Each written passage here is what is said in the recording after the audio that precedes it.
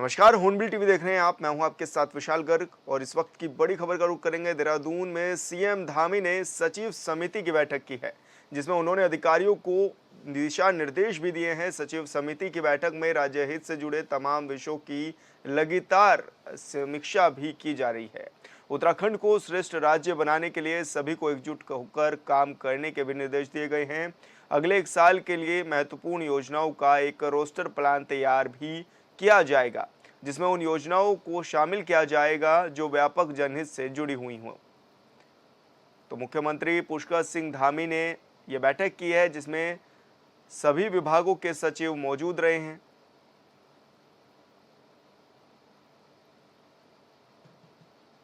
और ऐसे में मुख्यमंत्री पुष्कर सिंह धामी ने कई तरह के निर्देश भी अधिकारियों को दिए हैं।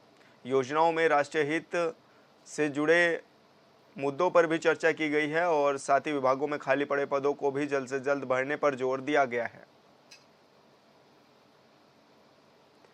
धामी ने बैठक में निर्देश भी दिए हैं और जिसमें उन्होंने अधिकारियों को निर्देश दिए हैं कि सचिव समिति की बैठक में जनहित से जुड़े तमाम विषयों की लगातार समीक्षा की जाए। उत्तराखंड को श्रेष्ठ राज्य बनाने के लिए सभी को एकजुट होकर काम करना होगा। अगले 1 साल के लिए महत्वपूर्ण योजनाओं का एक रोस्टर प्लान तैयार किया जाएगा, जिसमें उन योजनाओं को शामिल किया जाएगा जो व्यापक जनहित से जुड़ी हुई योजना है।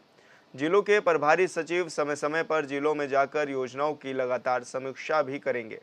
सीएम धामी ने कहा है कि राज्य के हर क्षेत्र में विकास के साथ ही लोगों का जीवन स्तर उठाने के लिए सभी को मिलकर प्रयास करने की जरूरत है। प्रदेश की जनता के जीवन स्तर को बेहतर किए बिना राज्य के समग्र विकास की कल्पना नहीं की जा सकती है। ऐसे में योजनाओं के बेहतर निर्माण के साथ ही उसे सही ढंग से लागू करने के लिए विस्तृत एक्शन प्लान तैयार किया जाना चाहिए, क्योंकि सरकार की योजनाओं और निर्णय का असर प्रदेश की जनता के जीवन पर भी पड़ता है। ऐसे में योजनाओं और निर्णय में राष्ट्रीय हित और जनहित पहली प्राथमिकता हो। बैठक के दौरान सीएम ने सचिवों को निर्देश दिए हैं कि विभागों में खाली पड़े पदों को भी भरने के लिए आयोग को अधियाचन भेजा जाए, ताकि अगले 2 सालों में खाली पदों को जल्द भर लिया जाए।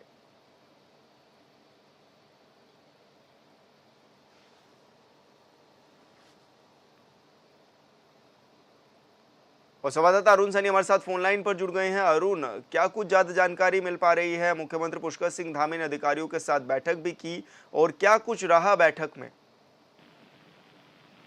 जी सर, मुख्यमंत्री पुष्कर सिंह धामी ने जो है बैठक की सचिव समिति के साथ जो है वो बैठक हुई है। और ऐसे में अब तक उत्तराखंड में पहले मुख्यमंत्री पुष्कर सिंह धामी ने है जिन्होंने सचिव समिति की जो है वो बैठक की है। और बैठक में 3 घंटे तक ये बैठक चली और बैठक में जो है कई चीजों पर जो है बातचीत भी हुई। मुख्यमंत्री पुष्कर सिंह धामी ने राजहित से जुड़े तमाम विषयों की जो है वो लगातार समीक्षा कर रहे हैं। लगातार जो है सभी विभागों की समीक्षा कर रहे हैं। दिशा निर्देश जो है देने का काम भी अधिकारियों को कर रहे हैं।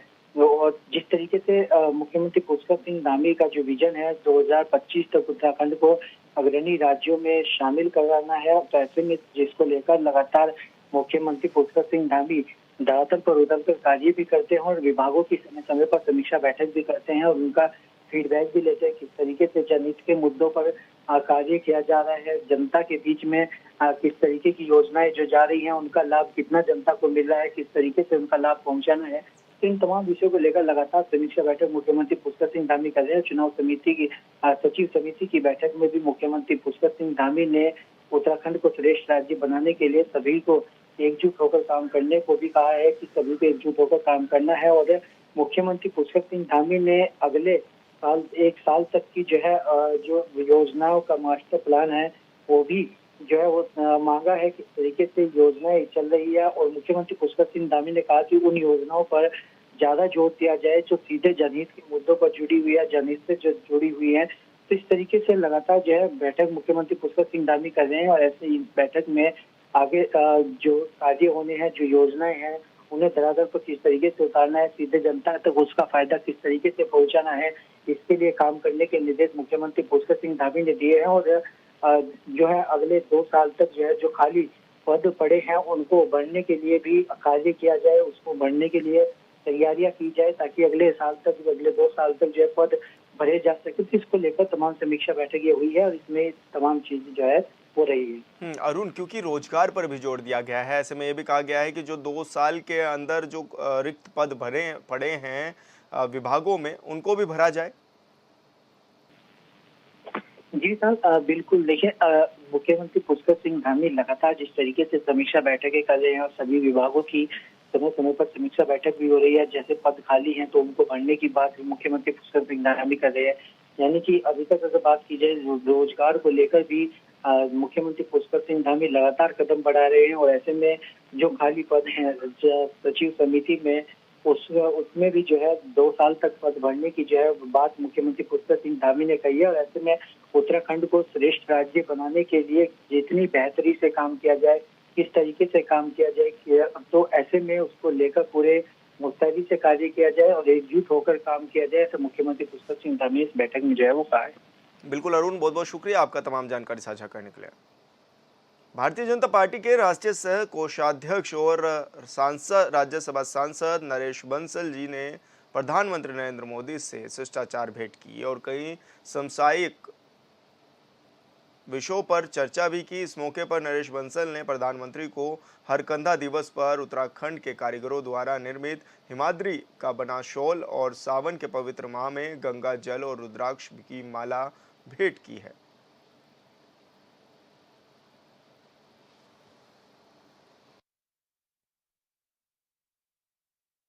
राज्य गठन से लेकर अब तक उत्तराखंड में 2 ही पार्टियों की सरकार रही है।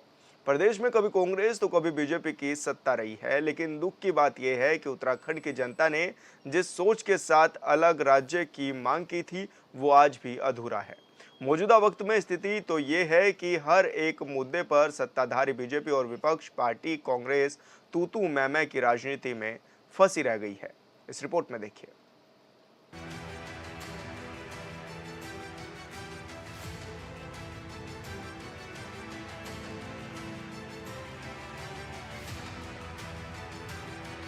कांग्रेस शायद 2013 वाली जो आपदा है उसको शायद देख रही होगी अपने चश्मे से, क्योंकि कांग्रेस का जो चश्मा है बहुत ही ज्यादा मैला हो चुका है। भ्रष्टाचार से लिप्त कांग्रेस 2013 में उत्तराखंड में आई आपदा चाहकर भी भूलना आसान नहीं है। इस बात से इनकार नहीं किया जा सकता है।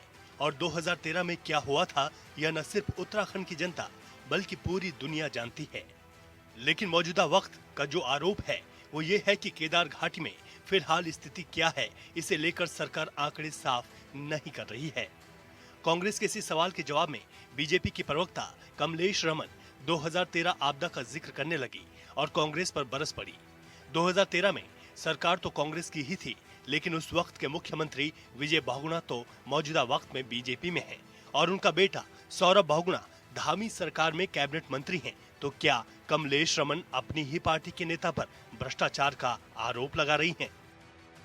देखिए, मुझे लगता है कि कांग्रेस शायद 2013 वाली जो आपदा है उसको शायद देख रही होगी अपने चश्मे से, क्योंकि कांग्रेस का जो चश्मा है बहुत ही ज्यादा मैला हो चुका है। भ्रष्टाचार से लिप्त कांग्रेस अगर भारतीय जनता पार्टी की सरकार पर सवाल उठाती है तो मुझे लगता है कि पूरे प्रदेश की जनता ये जानती है कि धामी जी के नेतृत्व में जिस तरीके से हमारा रेस्क्यू हुआ है, जिस तरीके से लोगों को निकालने का काम एकदम तुरंत किया गया है। 5 दिन के बाद केदारनाथ में 2013 में वहां पर हमारा शासन प्रशासन इनका कांग्रेस का पहुंचा था, लेकिन भारतीय जनता पार्टी का शासन प्रशासन तुरंत वहां पर पहुंचकर लोगों की जान माल की सुरक्षा करने का काम भी किया और सुरक्षित जगह पर यात्रियों को निकालने का काम भी किया। तो मुझे लगता है कि धामी जी की जो सरकार है वो बहुत बेहतर काम कर रही है और हम धन्यवाद भी करते हैं धामी जी का कि जिन्होंने बहुत जल्दी सभी को निकालने का काम किया, वहां पर खाद्य सामग्री से लेके पानी तक लोगों को पहुंचाने का काम किया। और अब दूसरा जो हमारी प्राथमिकता है वह है वहां पर सड़क को दुरुस्त करने की और यात्रा को सुचारू रूप से एक बार फिर चलाने की।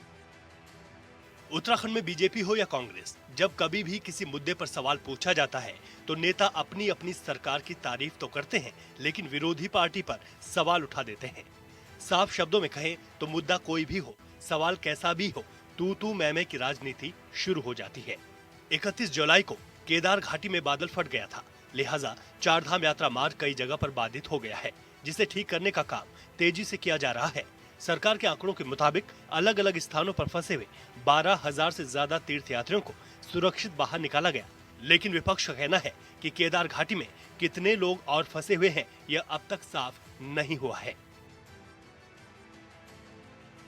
केदारनाथ में आज के जो हालात हैं, ये 2013 में जो आपदा आई थी उसकी ही तर्ज पे मिनी आपदा आई हुई है और वहाँ पे हजारों श्रद्धालु जगह जगह फंसे हुए थे। सरकार कोई सही आंकड़ा नहीं बता पा रही थी कि पूरे रूट पे कितने श्रद्धालु फंसे हुए हैं, कितने श्रद्धालु लापता हैं, कितनों की जानें चली गई हैं।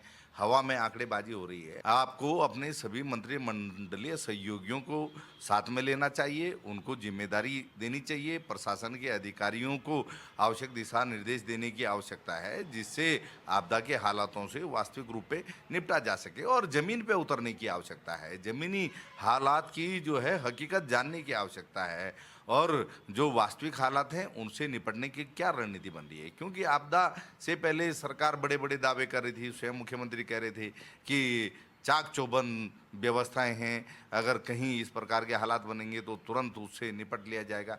लेकिन आप देखिए, जैसे ही आपदा आई सरकार के हाथ पांव फूल गए। क्षतिग्रस्त चारधाम मार्गों को दुरुस्त करने के साथ ही गांवों की सड़कों से मलबा हटाने का काम भी तेजी से किया जा रहा है। मंगलवार को ही राज्य के सीएम पुष्कर सिंह धामी ने हवाई सर्वेक्षण के साथ ही स्थलीय निरीक्षण किया और अधिकारियों के साथ बैठक कर दिशा निर्देश दिए। इधर धामी सरकार के मंत्री प्रेमचंद अग्रवाल का कहना है कि कांग्रेस कभी ईवीएम को लेकर सवाल उठाती है तो कभी वोटों की गिनती पर सवाल उठा देती है।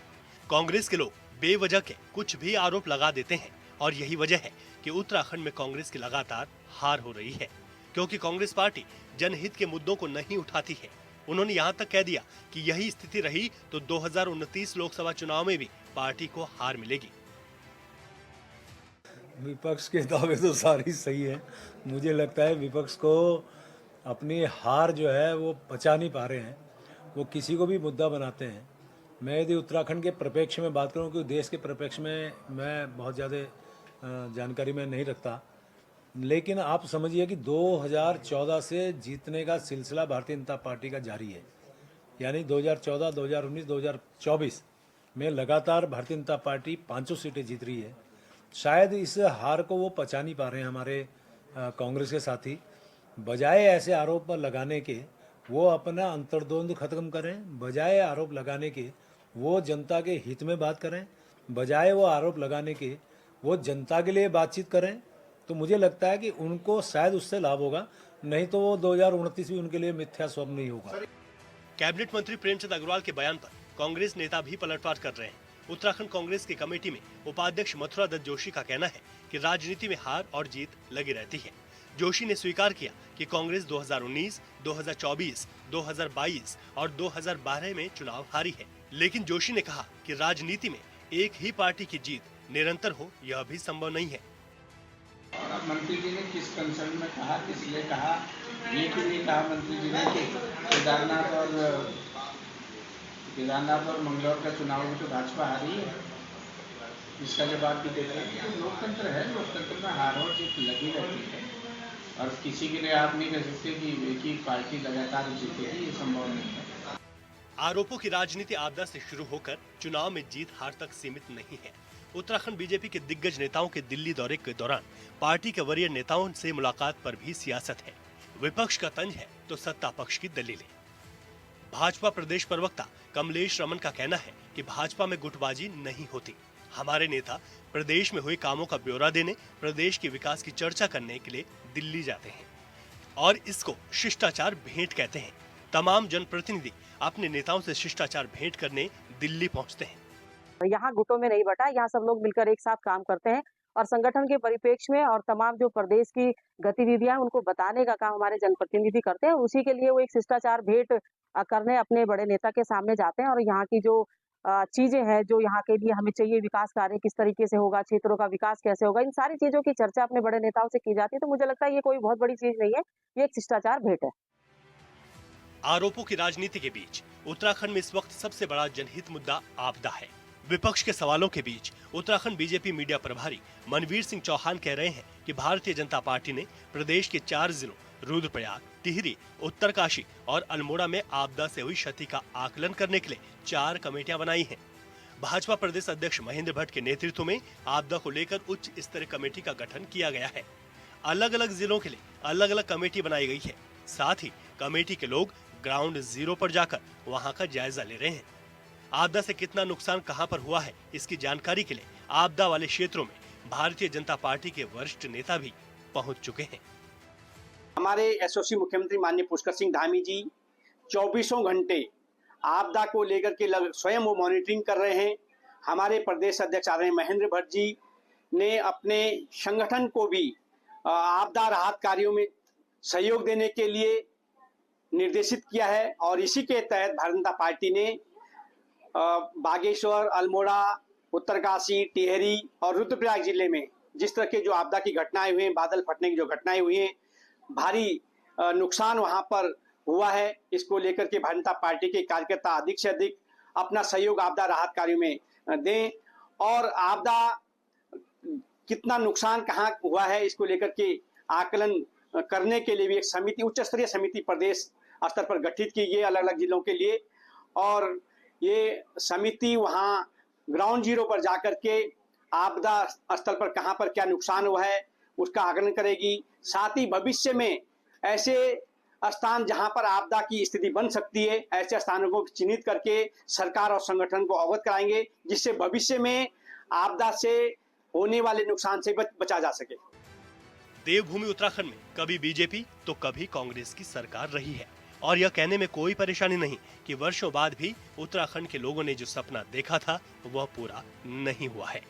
बात पहाड़ों में मूलभूत सुविधाएं पहुंचाने की हो या फिर प्रदेश में तेजी से बर्बाद हो रहे पर्यावरण को बचाने की, आपदा देवभूमि के लिए बड़ी बात नहीं है। विपक्ष का काम है सवाल पूछना, लिहाजा विपक्ष तो सवाल पूछेगा ही। सत्ता पक्ष का काम है विपक्षी बातों को सुनना और बेहतर सुझावों पर विचार करना।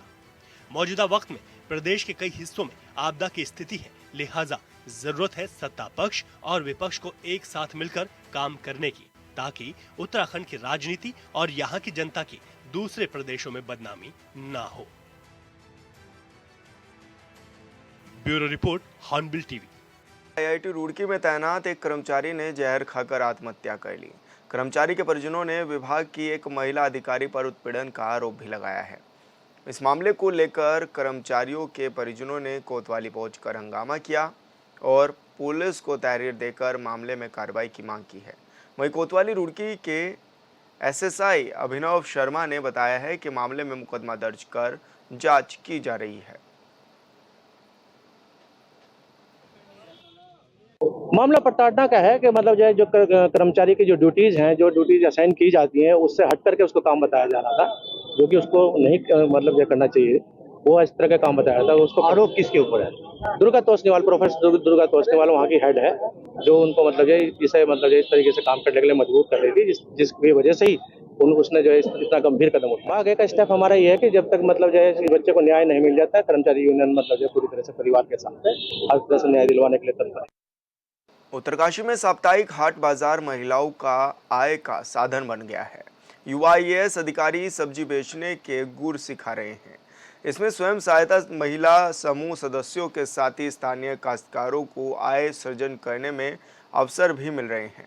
मुख्य विकास अधिकारी जय किशन ने कहा है कि ऑर्गेनिक सब्जियों के उपयोग से जहां हम लोग निरोगी रह सकते हैं, वहीं शारीरिक दृष्टिकोण से ये हमारे लिए लाभकारी भी है।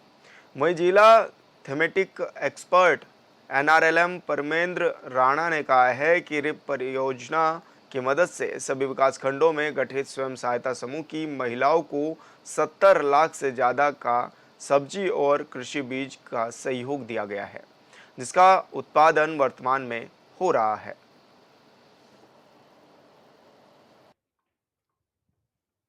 जी हाँ, हमारी जो NRLM और रिप से जुड़ी हुई महिला किसान हैं, उनको प्रमोट करने के लिए हम लोग उनके लिए साप्ताहिक हाट, जैसे हमारे पब्लिक ऑफिसेज हैं, विकास भवन या फिर कलेक्ट्रेट या फिर खंड कार्यालय जो है हमारे विकास खंड हैं, उनके कार्यालयों में हम लोग उनके प्रोडक्ट्स को ला रहे हैं, जिसमें सब्जी है। और इसको अगले स्टेज में हम लोग ये भी चाहते हैं कि उनके जो हैंडीक्राफ्ट्स हैं उनको भी लाया जाए और हम बेचें इसको। इसके बाद हम ये चाहते हैं कि हमारी महिलाएं जो भी प्रोसेस्ड फूड आइटम्स या फिर हैंडीक्राफ्ट के प्रोडक्ट लॉन्च करेंगी, उसके लिए हम लोग अमेज़ॉन पे भी कुछ क्लस्टर्स को चयनित किए हैं और अमेज़ॉन पे भी इनको ऑनलाइन मार्केट देने की सुविधा की जाए। देवभूमि उत्तराखंड में लगातार नए नए रिकॉर्ड बन रहे हैं, वो चार धाम को लेकर हों या फिर पर्यटन को या फिर कांवड़ यात्रा को। हम बात कर रहे हैं यहाँ पर कांवड़ यात्रा की। कांवड़ यात्रा इस बार ऐतिहासिक रही है। इस साल उत्तराखंड में 4 करोड़ से ज़्यादा शिव भक्त कांवड़ भर कर आए हैं और ये सब संभव हुआ धामी सरकार के व्यवस्थित प्रयासों से। परिणाम ये रहा कि कांवड़ियों के साथ साथ साधु संत और व्यापारी समूह बेहद खुश दिखे। इस रिपोर्ट में देखिए।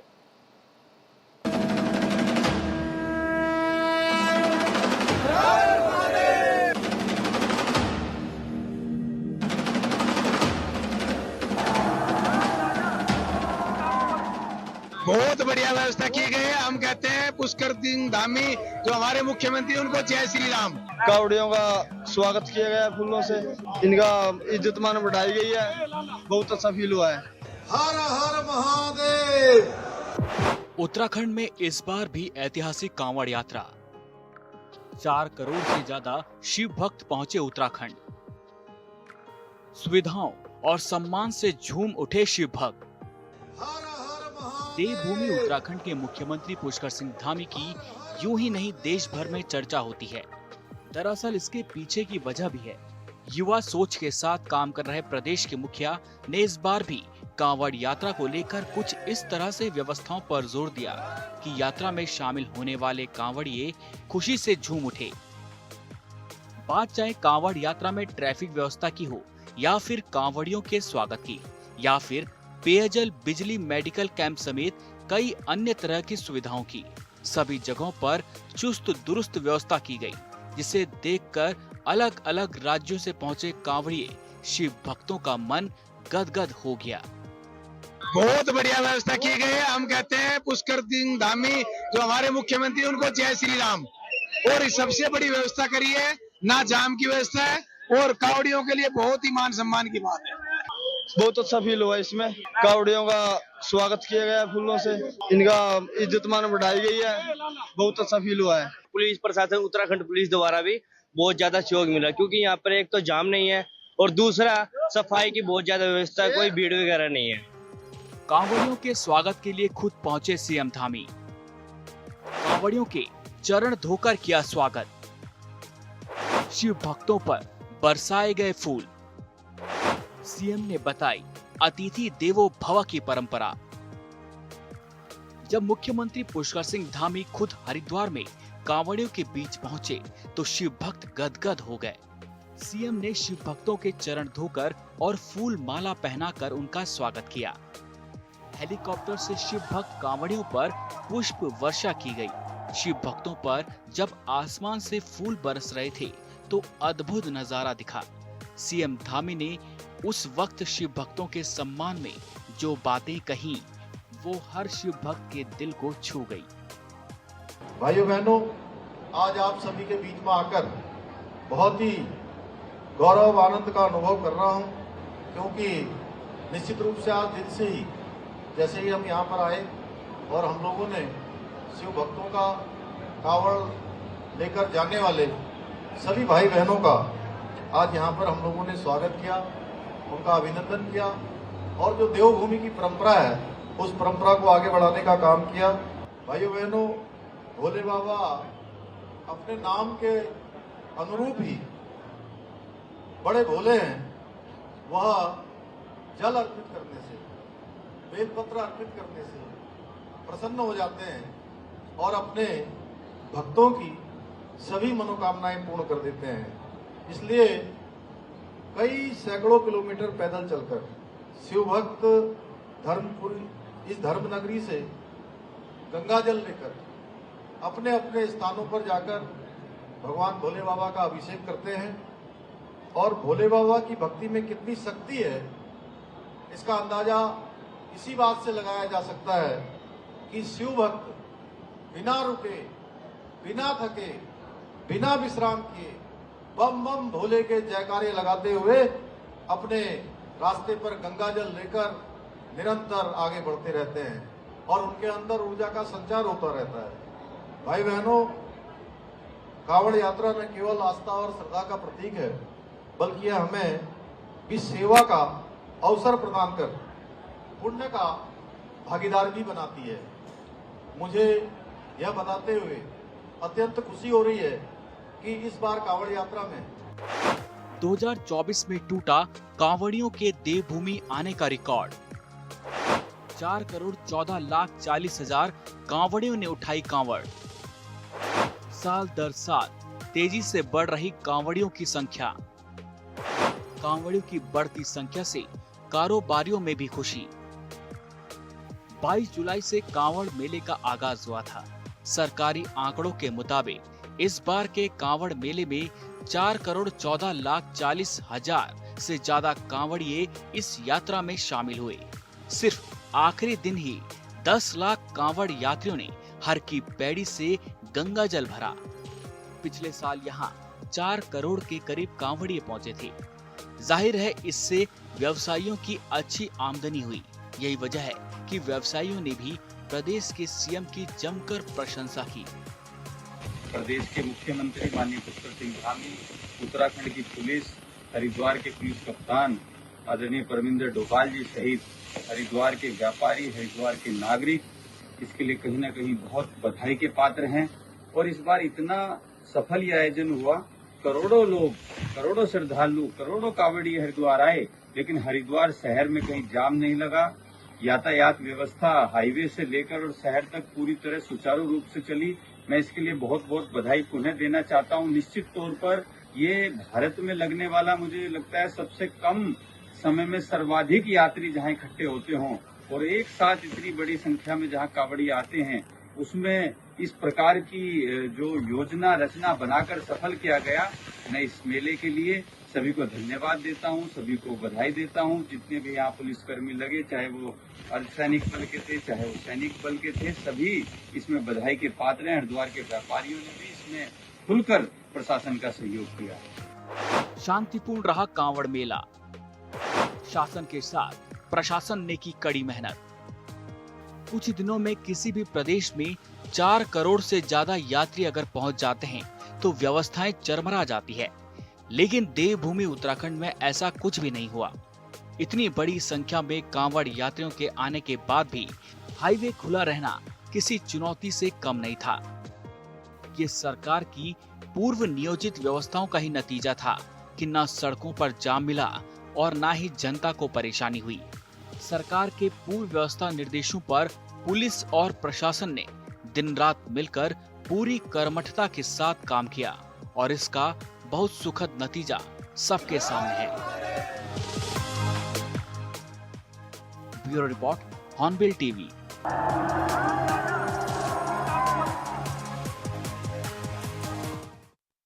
और फिलहाल इस बुलेटिन में इतना ही। आप देखते रहिए हॉर्नबिल टीवी। नमस्कार।